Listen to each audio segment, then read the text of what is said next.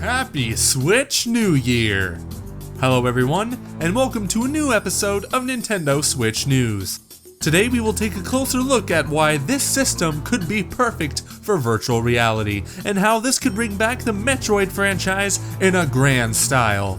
Also, will the battery of the Switch be irreplaceable? Let's find out.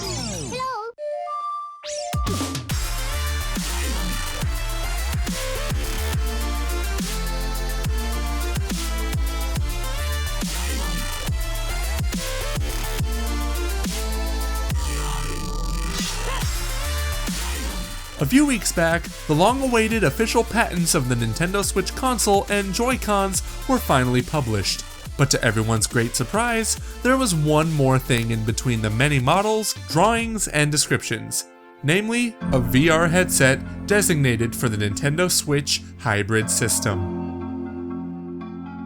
Nevertheless, unlike PlayStation VR and the Oculus Rift for PC and Xbox One, this one will not burden you with another $350 to $600 as it appears Nintendo is envisioning a similar solution to the Samsung Gear VR, where the console slides into a custom engineered headset and uses the console as a screen and hardware to display the games instead of itself being another expensive piece of hardware sold separately from the console itself. Could this possibly be Nintendo's great response to the rise of VR?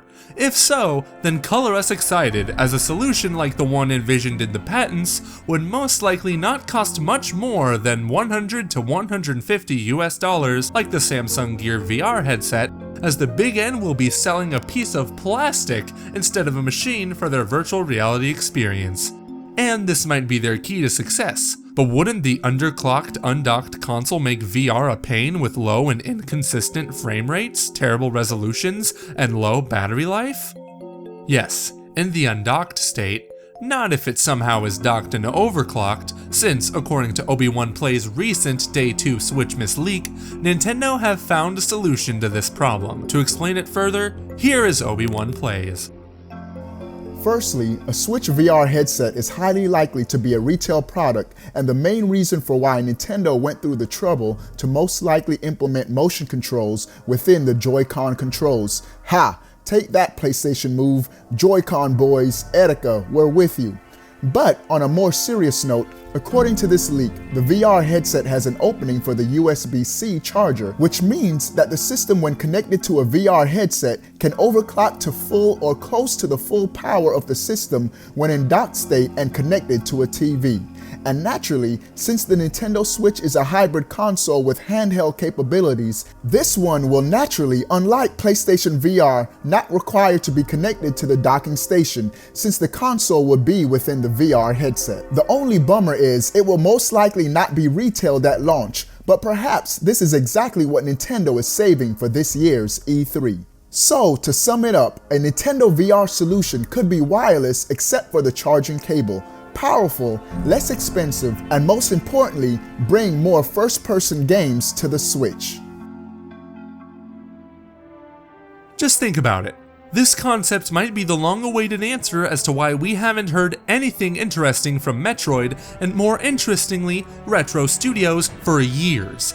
Remember, Retro brought Metroid once from 2D to first-person 3D. They might do it again from 3D to VR. It might be time for real to step into the gravity suit behind the visor, for an experience that is out of this world, Metroid VR. Samus will be back and better than ever. More importantly, it might be the best way to revive or reboot a franchise which went through a shitstorm of criticism tarnishing its reputation following Metroid Other M and most recently, Metroid Prime Federation Force. The fact is that at this point, Metroid has nothing to lose in terms of sales numbers, and a ground-solid VR installment building upon and expanding on the first-person, open-world exploration formula that made the Prime trilogy great might be exactly what Nintendo needs to launch their VR campaign. Let's put it the following way. If Nintendo are planning a VR headset for the Switch, then a 3D first-person adventure Metroid is bound to be a part of that strategy. But what other Nintendo IPs could work in virtual reality? Star Fox with a cockpit view, though it was extremely controversial in Star Fox Zero, and then obviously F-Zero.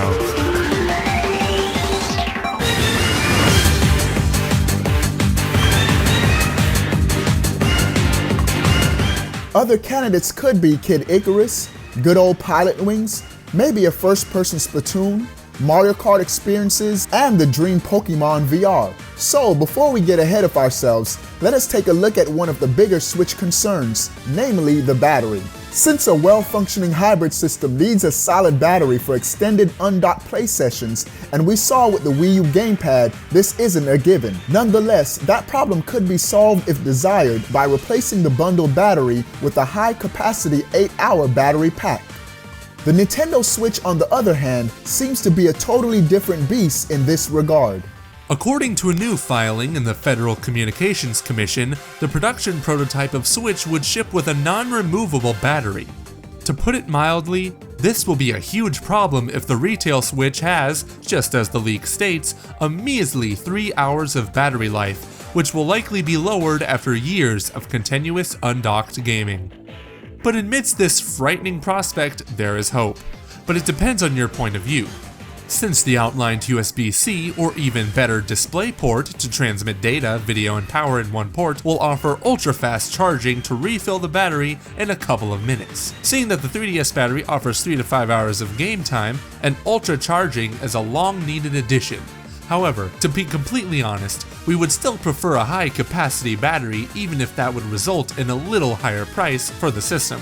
Remember, we will be playing on the Nintendo Switch for at least the next 5 years, and a steadily decreasing battery life, to let us assume 2 hours, is definitely a concern. In addition, we got a few good news stories that we want to share with you. The first is an alleged leak from the next issue of the Koro magazine that claims that The Legend of Zelda Breath of the Wild will come out for the Switch in spring, that being March, April or May. The second news story is attached to the Unreal Engine 4. Takayuki Kawasaki, territory manager for Epic Games Japan, mentioned recently that a lot of Unreal Engine 4 titles are heading for the Switch. We already know about Dragon Quest XI, but please, the Nintendo Switch needs Kingdom Hearts 3. But of course, we want more third-party games on the Switch, and as a result we have made 2 high-quality t-shirts and stickers, Put Me on the Switch and Put Me on the Switch, bitch! To show your support for the Switch movement, just click on one of the 2 t-shirts on the screen or the links in the description below. But for now, we want to see your opinion. Please like, share, comment, and if you are new, subscribe to Commonwealth Realm And Obi-Wan Plays. for more Nintendo Switch videos.